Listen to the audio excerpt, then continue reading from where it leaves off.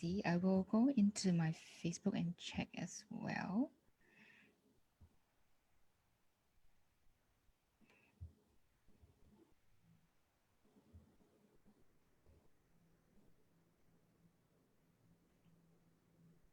Okay, we should be live. Mhm. Let me see. How do I do that?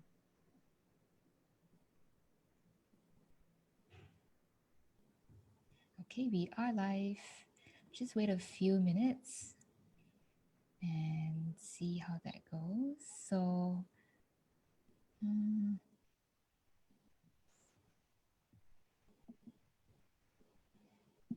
and I'm also going to check if you're in the group.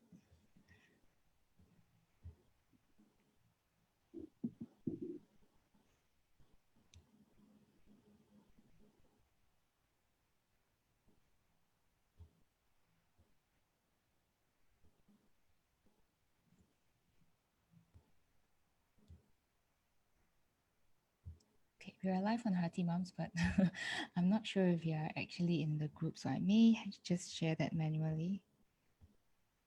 I did join, right? Yes.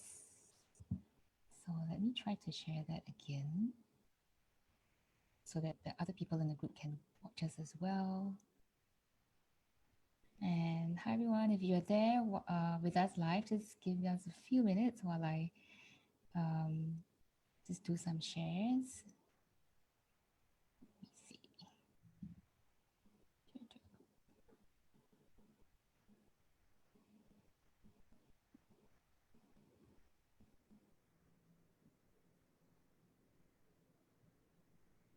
Okay. All right. So I think we are good. So just say hi if you're there with us. And we're just going to start now, I guess. Let me know that you're there.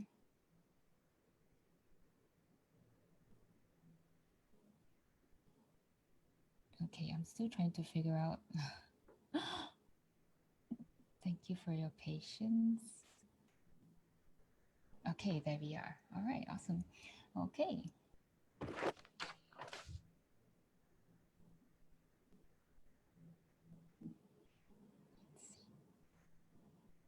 Lost us for a while.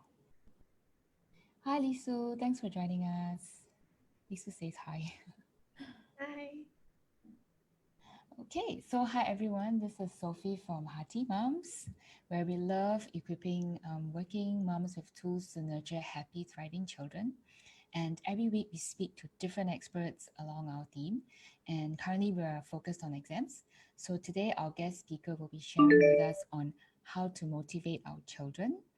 And I am really, really excited to introduce Dr. Petunia Lee. She is the principal EQ coach at the Collaboration Corner. And how I got to know her, I was reading this book and I was so very impressed. I finished it in one day and I was like, oh my God, I need to get Dr. Pet to come and talk to us. And I'm so grateful that she has generously agreed to share her time and expertise with us. So without further ado, I'm going to welcome Dr. Petunia Lee. Thank you for joining us, Dr. Pet. Hi. Yeah, Dr. Pet, would you like to tell us a little bit about maybe yourself, Collaboration Corner, or how you came about doing what you're doing?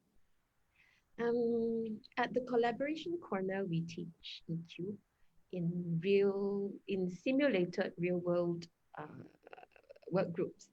So we have behavioral psychologists who will make the observations, uh, and then we will problem solve, troubleshoot. Often we welcome children that pose many problems at home, in school, uncontrollable children, children who don't want to study. We also have children who have nothing wrong with them, but they want to lead. They want to learn to lead. So we welcome these children in our center. We work with them. We work with their parents too to deliver results. Oh, wonderful. And your book is yeah, I know you have sold like 4,000 copies of this book, right? And Lisu also commented. Lisu is one of the leading educators And she also commented in the comments that she has read your book. So I think a lot of parents and educators have, all read your book before. Can you tell us a little bit about this book? And also, what is the common problems that parents encounter when motivating their children? The book brings together a set of strategies that I have pulled together under the name internal drive theory. Um, I used to be a management consultant, and I researched in motivation. Um, Actually, a lot of motivation research is done in organizations. Mm, Uh, in the field of educational psychology, there's not as much focus, not as much money goes to motivation as well in 10, 15 years ago as in organizations. So I started out as an organizational psychologist. Um, but then, my kids weren't doing well that time. So I left the workforce and then I started to help my kids. And then parents would approach me on how to motivate their children. So I potted over a lot of what I already knew from mm, organizations to children. And then I was helping so many parents and was repeating myself so much that I thought, okay, this is getting tiring. I shall write a book. and I'm so glad you did. So I put together all these things that I kept repeating to parents and kept repeating to parents, and I put in a book. And happily enough, I think it was quite well received. Mm. My daughter did the drawings. Oh, My son really? Wow. read it, and they gave me good feedback. And so the book was actually family. It's a family activity. It Oh, was, that's so meaningful. yeah, a family journey. Wow. And then my kids would say, "Oh, you mean you do that to us?" So unknowingly, they were Yeah, going but through it your. doesn't matter because these are all positive strategies. Yes, So definitely. even if they know, it still works. Mm. And then that sets the tone for them for the future too. When they're parenting, they know that, they've gone through this positively and they can inspire the next generation and your grandchildren. As to the most common problem parents encounter when motivating their children, at the collaboration corner, we do quite a fair bit of parent coaching. So I have a lot of visibility into family dynamics and what parents do, what children are like, why isn't it working?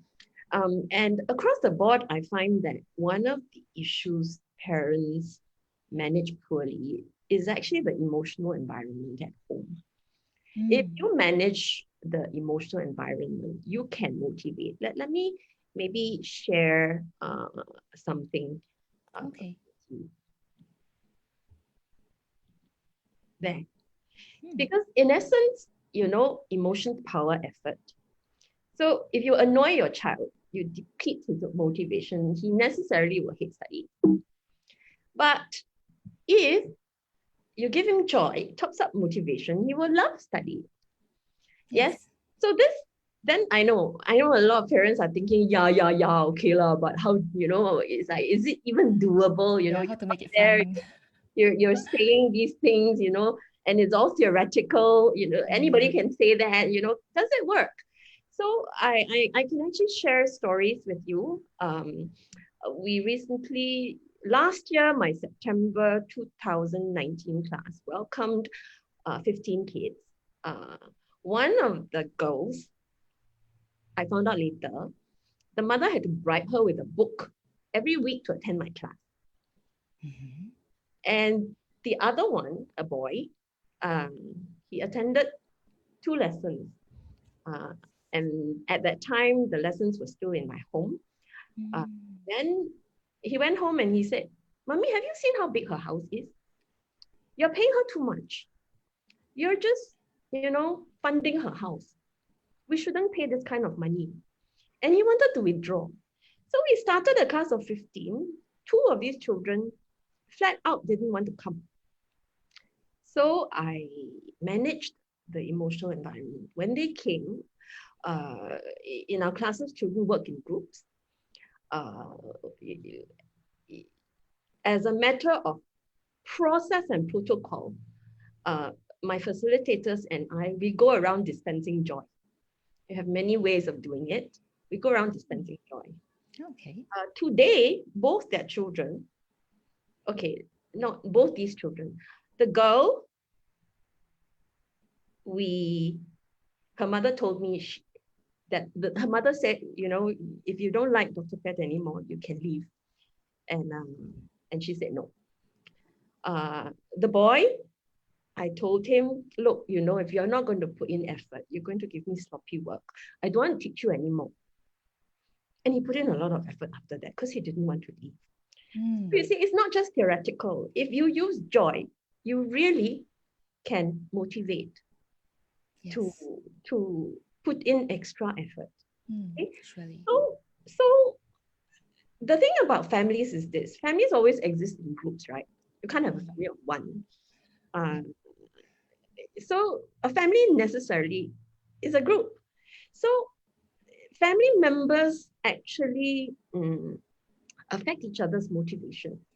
So let me bring it back to the classroom. Our children work in groups of 3. When one is in conflict, when 2 people are in conflict, the whole group cannot work. No one feels motivated. So in the beginning, I started off teaching English, and English was what I wanted to teach. But in order to teach English properly, I needed the children to get along. So I found myself using what I knew in motivation to manage the emotional environment. And slowly we developed what today we call the EQ generative protocol. To teach low EQ children how to not affect the emotional environment for other children. Because years ago I had children come to class, they discussed, they can't get their views heard, and this one turned around and punched his friend in the belly. So it was a big hoo-ha. Once that happens, nobody can work. The other 2 children are scared to death. Nobody is motivated in that kind of circumstance. So we had to develop a set of processes and protocols to ensure that the emotional environment in the class was robust. But then after a while, we found that the EQ generative protocol became a very desirable part of the classes. Parents came and said, look, I don't want your English class. Can I just come and learn EQ? And our students started to become student leaders in secondary school. The one who punched his friend in the belly, who had anger issues, later on he led, the last I heard, he was vying for leadership in his school's journalism CCA. And he was leading his little work group at a Straits Times competition of some sort. And then I have another child, low EQ too. This one kicked his school principal, amongst other things. Because other things he was also doing was, he once pushed his friend up against the wall by the throat. He also kicked his friend at the throat. Parents were being called in like every 2 weeks because of an incident. So this one, he invented a game. This is an interesting game, requires 6 players. The game master will facilitate the game. Everybody gets 1 turn a day. So the game master can facilitate about 6 to 7 groups. So that's about 36 children.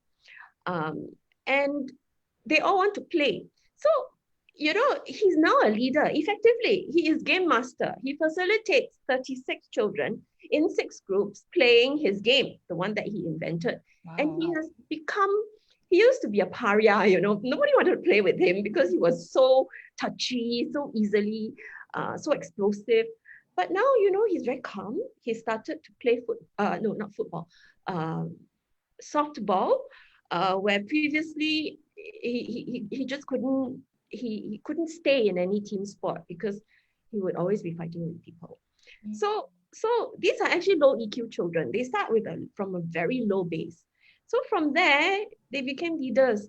So it's really amazing what you can do if you manage the emotional environment in the home and in the class. Definitely. Oh, Yeah. that's wonderful to hear. Very, very inspiring. So, with all the strategies you have shared, I think there were 10 or 11 of them in your book. What would be one of or some of your favorite ones that you can share with us today? When people read my book, they always come to me and say, "Oh, Dr. Pat, your book is so wonderful, and I really love structured choices." And then I will scratch my head and I say, structured choices. Yeah, it's a very basic strategy. My favorite is self-concept redesign. Let me show you something. Yeah. Okay.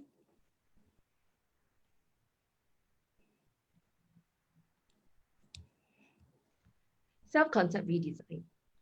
So, what is self-concept? Mm, Self-concept is your definition of whom you are. If I ask you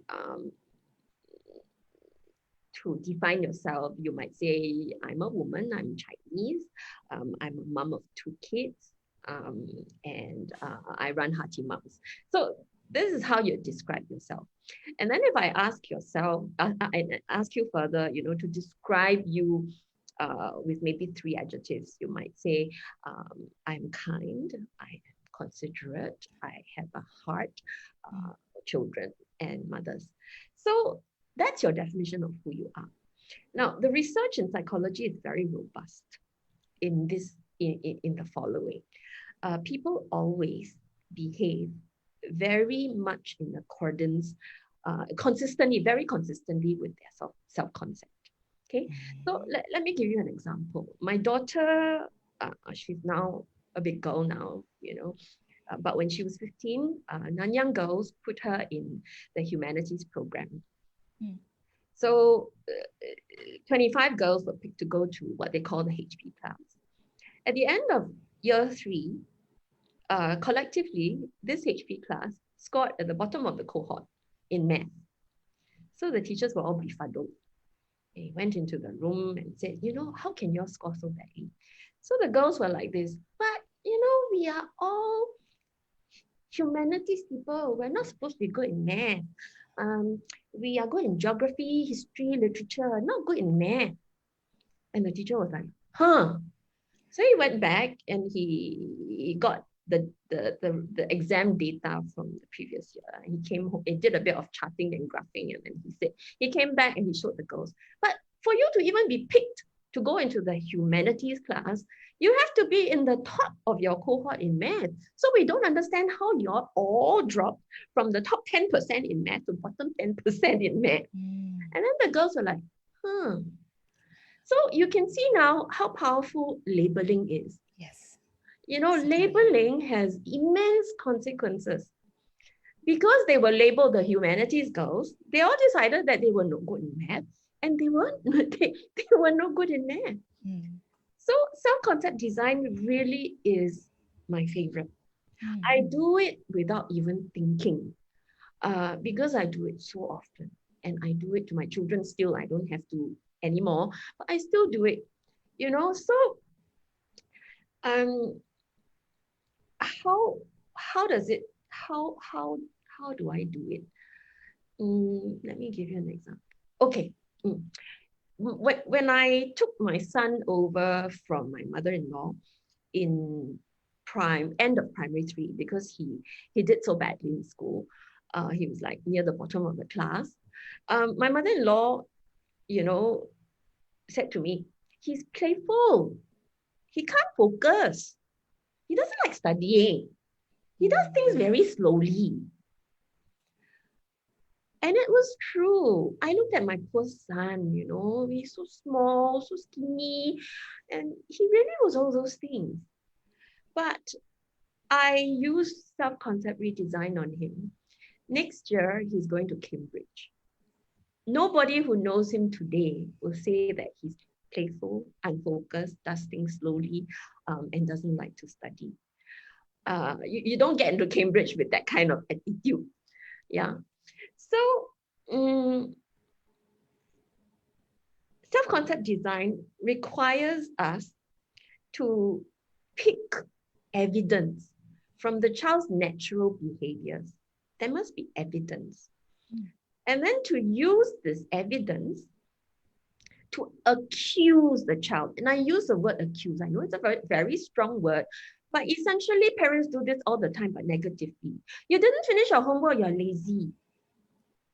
Your handwriting is poor, you're not diligent.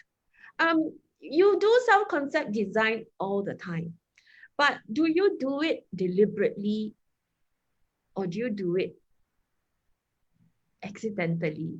And you sculpt your child's self-concept design to be lazy, not diligent, not focused, afraid of failure. Okay, then at this point, when I coach parents, they always kind of tell me this. They say, but Dr. Pat, he doesn't give me any behaviors. There's no evidence, you know. And then I'm like, no, you have to plant evidence. Oh, I like this. Plant evidence. Yes. Okay. If there's no evidence, you plant evidence. So remember, my son is not focused, right?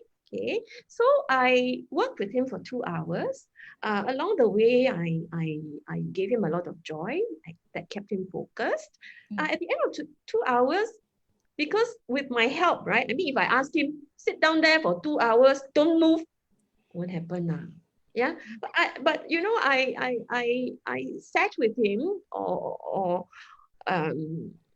was there, and I deliberately managed the emotional environment to give him joy, pops of joy, right through the 2 hours. And he did his work. At the end of the 2 hours, I had planted evidence already. I said, wow, you worked for 2 hours. You must like studying very much. And then the first time I said it, my son looked at me, she must be crazy. But then I did it again and again.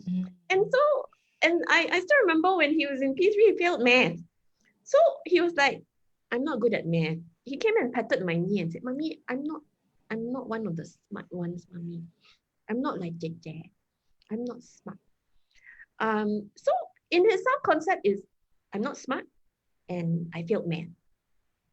So I again planted evidence. You know, I went to find things, you know, math worksheets, and then I would do the problem sum and he would do the problem sum, and I would do it wrongly.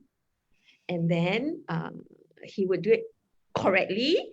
Of course, you know, I'm smart enough to pick something he can do. Yeah, then both of us do together, and then I do it wrongly, and then he will show me his working, and I say, no, son, you are wrong. Mommy is right. And then he looks at me, and then he said, no, Mommy. And then he explained.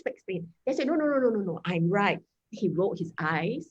Okay, it's a good problem. Yeah, it's a good problem. He's a bit rude. I give you that. Yes, but it's a good problem. Better he roll his eyes because he's explaining to his stupid mother than I roll my eyes because I'm explaining to my stupid son. So this is a happy problem. So he rolled his eyes, and then he said, no, he tried to explain again. So we argue back, argue forth. And then I said, okay, why don't we wait for Daddy to come home? Daddy is the genius in math. We ask Daddy to decide which one of us is correct. Daddy comes home, and of course, Daddy ruled in his favor because actually he's right, lah. Yeah. And then my son looked at me and gloated. But that again is still a good problem. Better that he looked at me than I gloat at that I go, oh, you know, you're so stupid. It's a good problem. You know, children are going to give you problems anyway. So try and get them to give you good problems. Yeah. So I worked on his self-concept diligently. Every day I can probably do evidence positive accusation upwards of maybe 60 to 70 times. Wow. Okay. Is that your recommended number for parents trying this concept? If you can do it if you can make it a habit the way I do it, I do it almost without thinking. I mean, you really have to think of it as one of my favorite analogies is that children are like jadeite. You know, jadeite is a gemstone. It's one of the toughest stones available. And it is very, very hard to carve. So you have to carve jadeite one nick at a time, one nick at a time, one nick at a time. Children are even harder than jadeite because it takes years to carve, you know.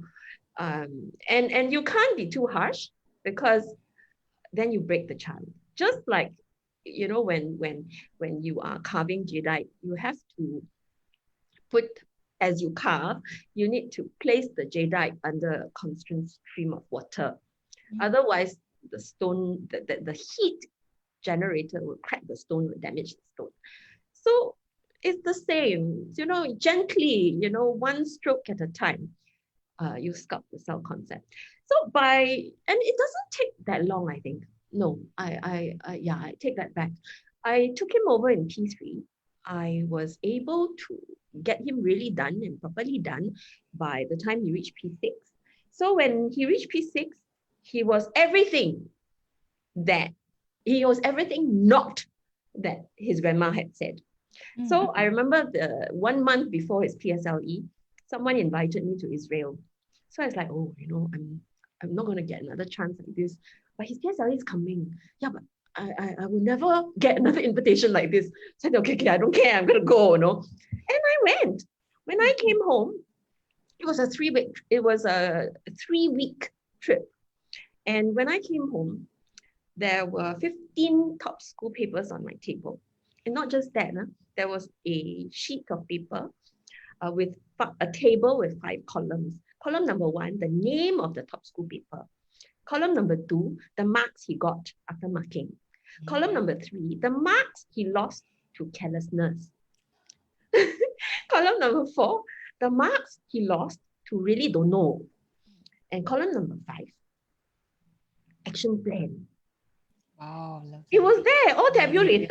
From a 12-year-old. not just that, he also had 15 English compose for me to mark. And I was very angry because I thought I told him to do Chinese compose. So I wasn't very pleased about having to mark 15 at a go. And I also am particular about giving feedback. I don't like children to do more work without the feedback in between. Because you do 15 compose with no feedback, you're going to make 15 times the same mistake. So since I wasn't around, I wanted him to do Chinese compose so that his grandma could mark after every one. Yes. But I think he might have heard wrongly, or he might have decided, you know, English is easier to do, so I do English. He might have, you know.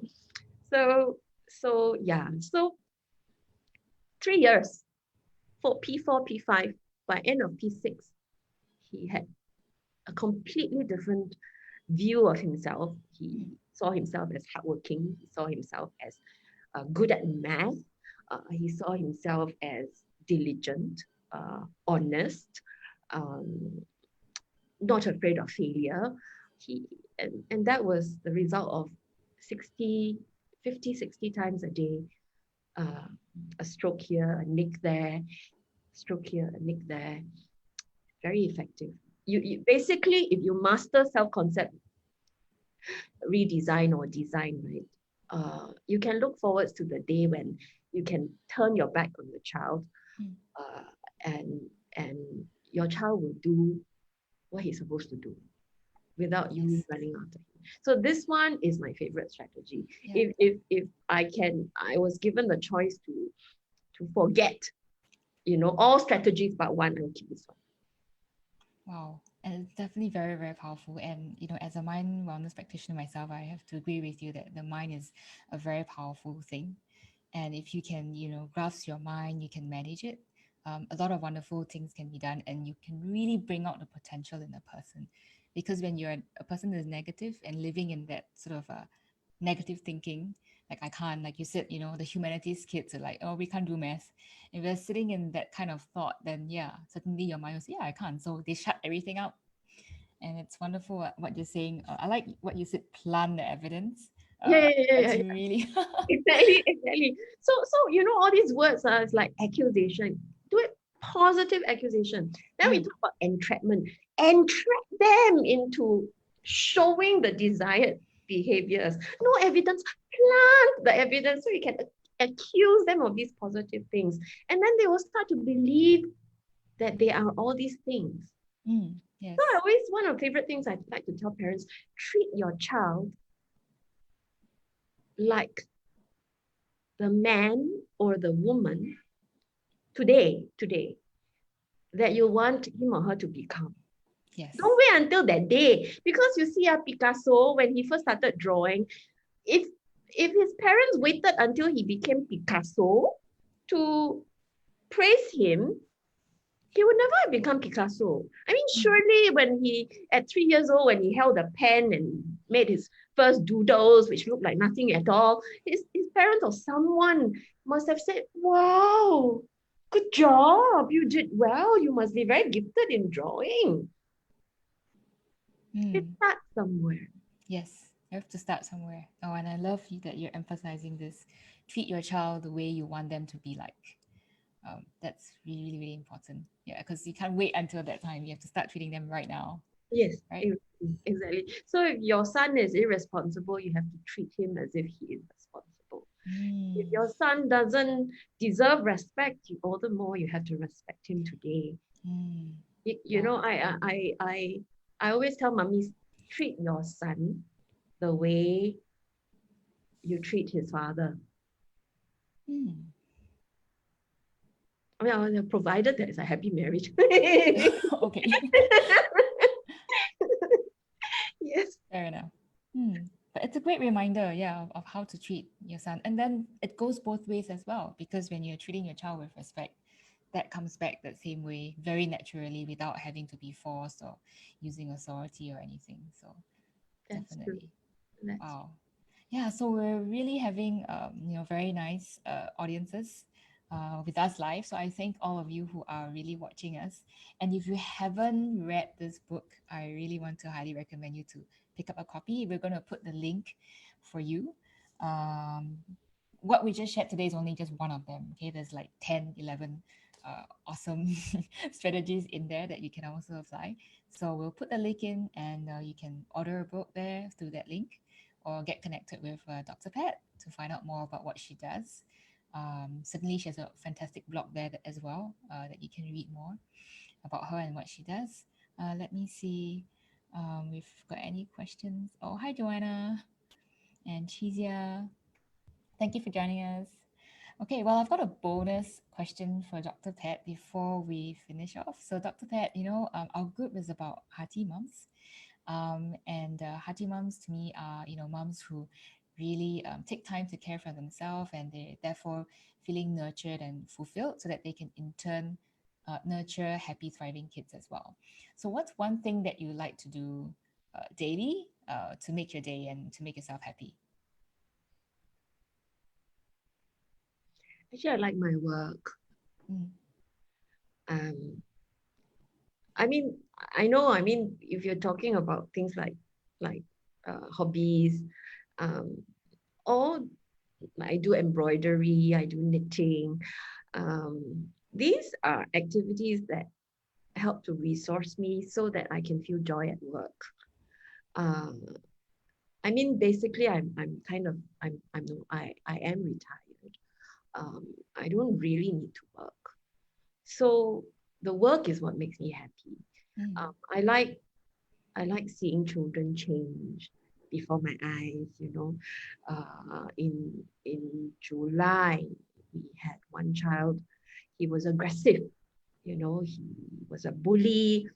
He was convinced he had ADHD, and he went around the room flapping his hands. He talked very loudly. He was rude. And his mother said, Dr. Pat, you are my last resort. You know, if you expel him, there's no hope for my son. Uh, so we did what we had to do, including pray over him. And today, he comes to class. He's humble, he's kind, he's helpful. Um, he will helpfully remind. The other day, I think my facilitator made a mistake in something, and he was very gentle when he told her. Previously he would have done it in a very contemptuous, disrespectful way, but he said it very gently, and we were very appreciative, and we thanked him for his gentleness. Um, and I tell you, his mother is such a fan now, because it was like, I'm sure you you have lots that of to my fans. son. Yeah. I mean, that gives me really a lot of joy. Mm. To see that little boy who punched someone in the belly, uh, change into a leader. To see that a child who used to have anger issues to the extent that he kicked the school principal. Um, Today, game master, popular, leading a group of 36 boys at least. Um, that's happy. I mean, Yes. that is like not just happy, that is like, yeah, kind of happy. Very fulfilling as well and so It meaningful. is. It is. Yes. And there are days when I cry. It's true. When the first two classes are very, very tiring because we get all the problem children. After all, I mean EQ, right? Motivation, right? That is what I sell myself on, right? So of course we get all the problem children. So there are days, when after the class I go home and I hug my pillow and I cry and I tell my husband, I cannot take it. I'm gonna stop, close shop already. I don't want to continue anymore. But then the next morning comes and I have to do what I have to do. Mm. And God is always there and God gives me strength. And I think God makes miracles happen too. It's not just. Mm. Oh, so wonderful to hear what you're saying. Very inspiring and definitely, making a difference in somebody's life is always very fulfilling. And it's wonderful you're doing such meaningful work. So, yeah, if you're listening in and you'd like to check out more, also click on the link later on. We're going to post it up so you can connect with Dr. Pet. Okay, so any last words for us? And I think the impact is great. I like, I'm in my 50s, right? So let's say I die in like by the time I'm 70s, 80s. So my children, I mean my students, when they are in their 30s and 40s, that's when you kind of reach the pinnacle of your career. Sometimes I like to just look at them and say, imagine what they would become. The Chinese have this saying, where you hope your son would become a dragon. Yeah, I hope my little dragonlings will become dragons. Wonderful, I'm sure. And he's going off to Cambridge, right? Your child's No, going. no, not my dragonling. Oh, My students, my oh, your other student. people's children. That they will be, they will come and they are only worms Oh, that nobody likes. And then we change them to dragonlings. And in future, 30 years from now, I might already be dead. They will be dragons. oh, wonderful. Yeah, and they'll be the ones that will, yeah, taking care of the next generation, taking care of the world. Oh, awesome. Thank you so much for your sharing, Dr. Pat. So Wonderful to have you. Learn so much from you.